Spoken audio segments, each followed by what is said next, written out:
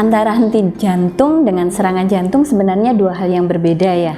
Tetapi karena mengenai pada jantung, maka kedua-duanya merupakan suatu kondisi yang membahayakan gitu ya, untuk nyawa, mengancam jiwa gitu ya.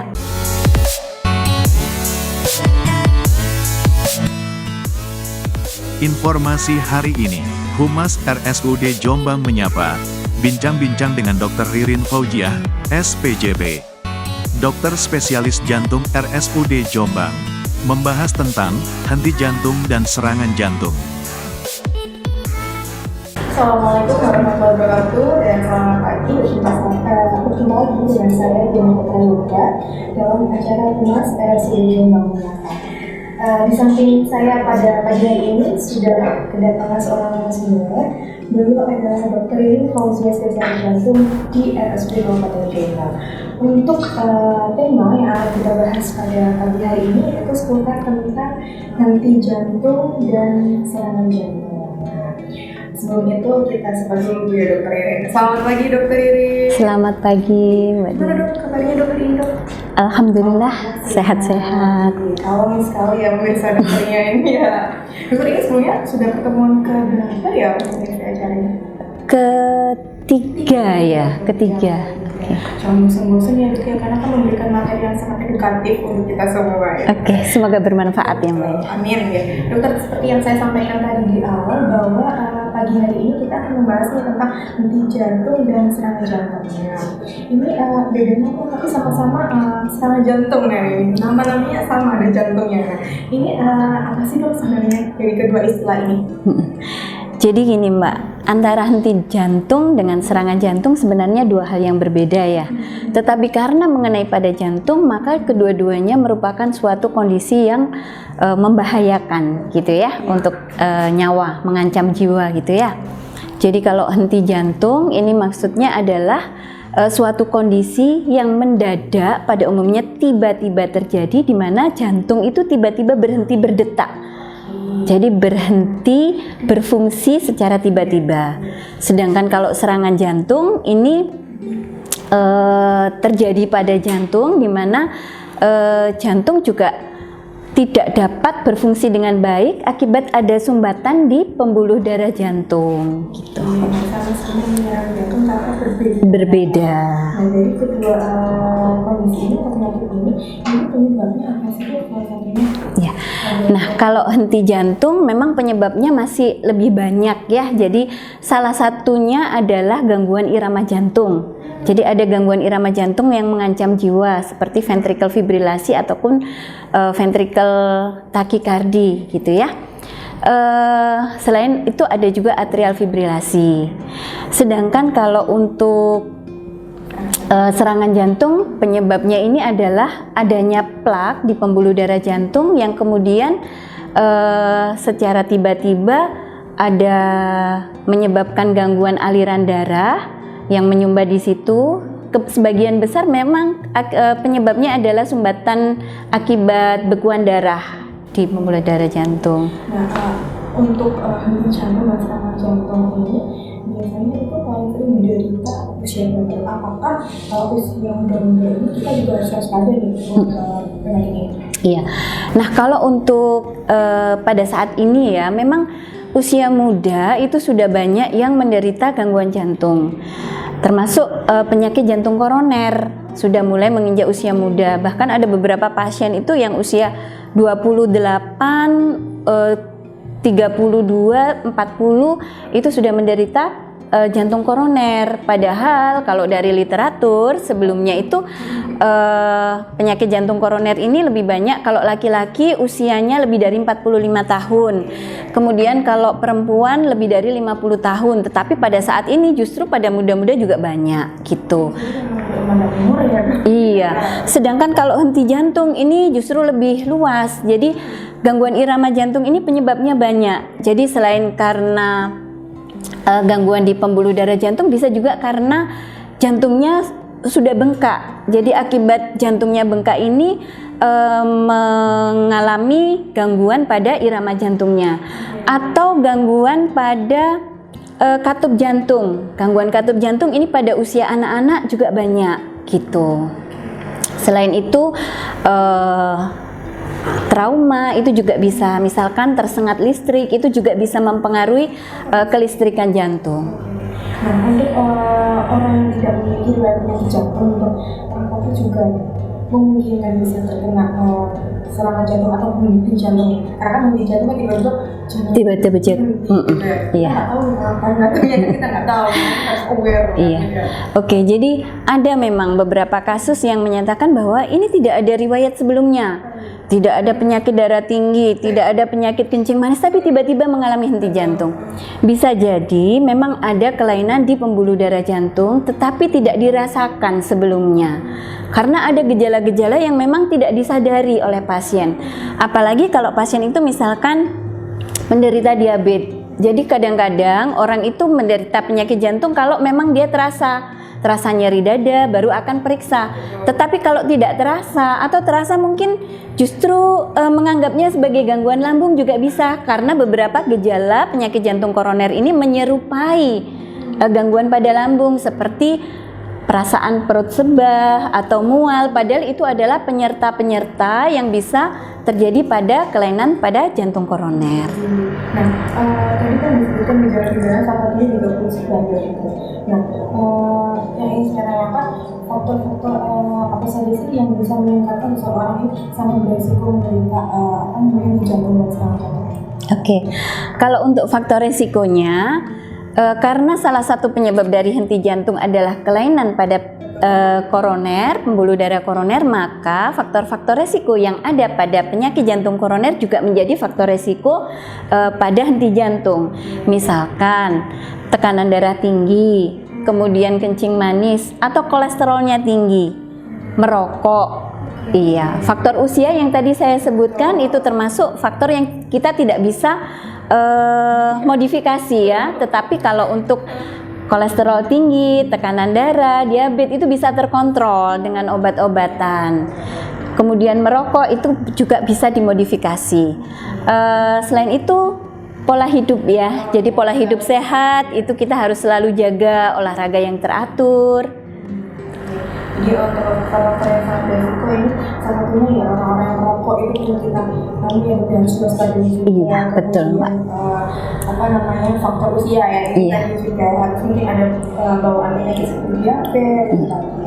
Nah, gejala umumnya nih dok. Nah, ini yang harus kita waspadai apa? Karena kan seperti yang dokter ini sampaikan tadi kan kayak mungkin perut sebah itu kan biasanya kita kan perut sebah ini cuma lambung, dikasih obat udah hilang gitu. Nah, ini apa sih yang harus kita lakukan atau gejala apa sih yang biasanya yang sering timbul untuk kasus ini? Jadi kalau henti jantung karena ini adalah berhentinya secara tiba-tiba denyutan jantungnya, maka seringkali tidak ada tanda-tanda di awal.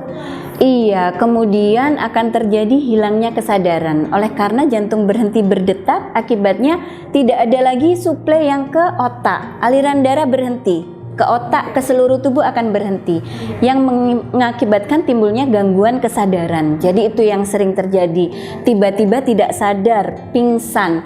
Atau kemudian ada nafas tersengal-sengal. Jadi nafasnya kita sebutnya gasping ya. Jadi nafasnya cuman sengol-sengol. Jadi nafasnya jarang banget gitu. Itu bisa merupakan salah satu tanda dari henti jantung. Sedangkan kalau gejala-gejala untuk serangan jantung, sumbatan pembuluh darah jantung yang tiba-tiba, ini masih ada gejala-gejala yang kita bisa perhatikan gitu ya, bisa kita kenali lebih awal. Misalkan seperti keluhan nyeri dada, kemudian disertai dengan keringat dingin. Kadang-kadang nyeri dadanya ini justru tidak khas, jadi orang tidak bisa menunjukkan di mana tepatnya gitu ya. Itu justru yang lebih khas. Dan yang paling sering adalah nyeri dada ini diikuti dengan penjalaran. Jadi kadang menjalar ke leher, ke rahang. Jadi kadang-kadang ada orang yang bilang ini rahang saya seperti kaku, atau bahkan rasanya seperti tercekik, seperti itu. Menjalar ke lengan kiri, seperti itu. Kemudian gejala penyertanya bisa disertai dengan keringat dingin, mual, muntah itu adalah gejala penyertanya. Jadi untuk gejala-gejala tadi mungkin kerumun dingin, dari dada, kalau misal sudah merasa ini udah segera aja langsung ke fasilitas. Betul, segera periksa. Parah. Iya. Dan dokter, yang ingin saya tanyakan juga, tata laksana apa sih atau pengobatan apa yang biasanya dokter ini lakukan untuk menangani pasien-pasien yang mungkin datang ke rumah sakit dengan kondisi henti jantung tadi? Kalau untuk henti jantung ini sebenarnya penataan laksanaan awal itu sudah bisa dilakukan pada saat pasien ini ditemukan. Jadi bahkan oleh orang awam sekalipun harusnya bisa. Boleh, mungkin bisa dijelaskan nanti. Iya. Jadi pada saat ini memang sudah banyak pelatihan-pelatihan untuk pertolongan pada henti jantung ya. Jadi kalau ada orang tiba-tiba tidak sadar, ini bisa diberikan pijat jantung. Jadi itu sudah ada pelatihannya. Kadang-kadang sudah ada pelatihan untuk security, untuk orang-orang tertentu itu ada. Jadi bisa diberikan pertolongan pijat jantung. Itu yang awal sekali. Kemudian yang berikutnya itu bisa dilakukan secara terus-menerus sambil menunggu pertolongan datang. Nah, kalau pertolongan lanjutan sudah datang, akan ada sarananya, ada alatnya, ya. Kadang-kadang diperlukan alat defibrilator atau kejut listrik kita sebutnya ya. Jadi yang seperti alat setrikaan itu, Mbak. Itu. Tapi saat ini sebenarnya juga tersedia alat namanya AED ya. Jadi alat defibrilator eksternal yang otomatis. Itu kalau di unit-unit pelayanan umum seperti di bandara itu sudah tersedia. Jadi semua orang sebenarnya bisa. Justru ini alat ini diperuntukkan untuk orang-orang awam atau non medis. Jadi tinggal meletakkan pads-nya ke dada, nanti ada tuntunannya. Begitu alat dinyalakan sudah ada tuntunannya. Letakkan pads pada tempatnya itu sudah ada gambarnya. Kemudian alat akan menuntun apa yang harus dilakukan oleh penolong gitu ya. Jadi alatnya yang akan menilai apakah ada gangguan irama jantung yang shockable, artinya bisa dilakukan defib oleh alat itu secara otomatis. Nanti akan dipandu, jauhi pasien, semua harus sekelilingnya harus clear. Alat itu akan memberikan kejut listrik secara otomatis. Oke. Itu untuk henti jantung. Iya. Ya, dok, ya. Nah, yang ingin saya tanyakan juga untuk apa sih dok yang harus kita lakukan nih, atau screening apa yang harus kita lakukan untuk mengantisipasi kondisi serangan jantung atau henti jantung? Mungkin harus ada pengecekan jantung berkala selama beberapa bulan atau bagaimana? Jadi kalau untuk check up-nya sarannya sih kalau untuk usia 40 atau 45 tahun ke atas paling tidak setahun sekali ya dicek. Tetapi kalau ada keluhan sekali lagi segera periksakan ke dokter. Ini untuk tips-tipsnya nih dok, apa yang harus kita lakukan agar terhindar dari henti jantung dan serangan jantung ini? Mungkin dari segi lifestyle-nya atau olahraganya atau mungkin dari fisiknya harus diperbarui atau gimana?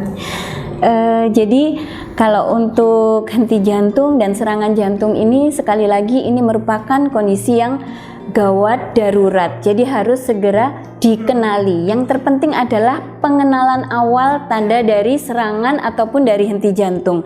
Sehingga bisa dilakukan tindakan pertolongan awal. Tindakan pertolongan awal kalau untuk henti jantung ya tadi dilakukan pijat jantung tadi.